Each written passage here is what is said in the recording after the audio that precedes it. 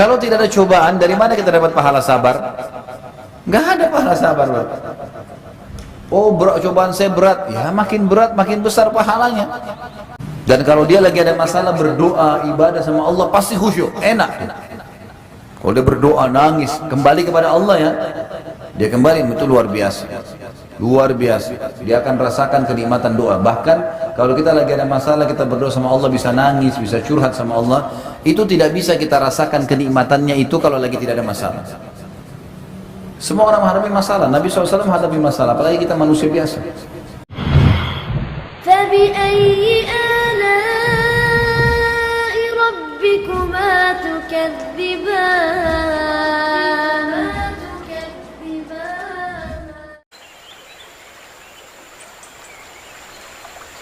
Kalau tidak ada cobaan, dari mana kita dapat pahala sabar? Nggak ada pahala sabar, Bro. Oh, cobaan saya berat, ya makin berat makin besar pahalanya. Kata Nabi SAW, inna idhamal ajr ma idhamal bala.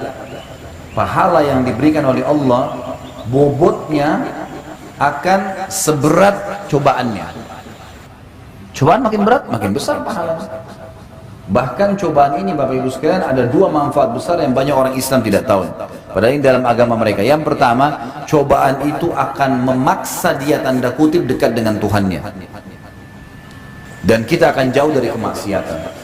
Kita kalau lagi ada cobaan, ada penyakit, ada masalah, tidak ada peluang bagi syaitan untuk membuat kita berbuat dosa. Diajak teman-teman ngumpul-ngumpul, buang-buang waktu, lagi ada masalah, tidak deh, nanti lain waktu. Dan kalau dia lagi ada masalah, berdoa, ibadah sama Allah, pasti khusyuk, enak. Kalau dia berdoa, nangis, kembali kepada Allah ya, dia kembali, itu luar biasa. Luar biasa, dia akan rasakan kenikmatan doa. Bahkan kalau kita lagi ada masalah, kita berdoa sama Allah, bisa nangis, bisa curhat sama Allah, itu tidak bisa kita rasakan kenikmatannya itu kalau lagi tidak ada masalah. Semua orang menghadapi masalah, Nabi SAW menghadapi masalah, apalagi kita manusia biasa. Tapi cobaan ini datang untuk mendatangkan pahala sabar, gitu kan? Dan kita juga jadi tahu, ya, mendapat pengalaman dan banyak hal. Dan kita makin dekat dengan Allah SWT. Yang kedua, cobaan itu kalau datang, teman-teman sekalian, tujuannya untuk meninggikan derajat, mengampuni dosa.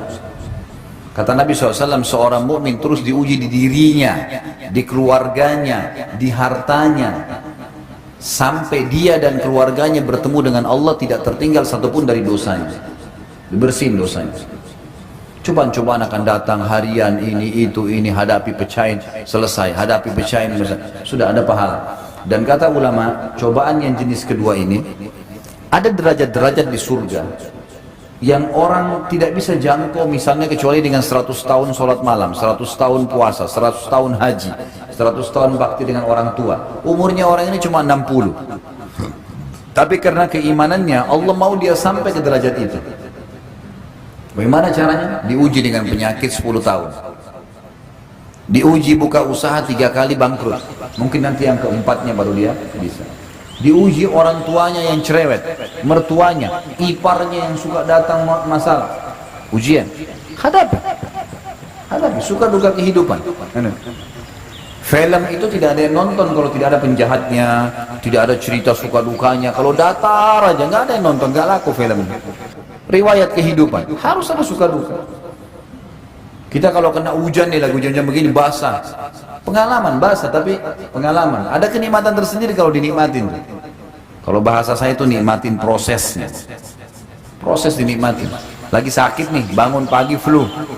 Oh iya, sabar. Sabar itu terima takdir Allah, kemudian ikhtiar. Kita bangun flu, alhamdulillah. Allah masih uji saya.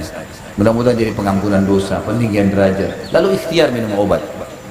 Sabar, nikmatin prosesnya. Karena kita biar ngerutu pun, cobaannya ada ajalnya, pasti sampai selesai. Ada saatnya dia akan selesai.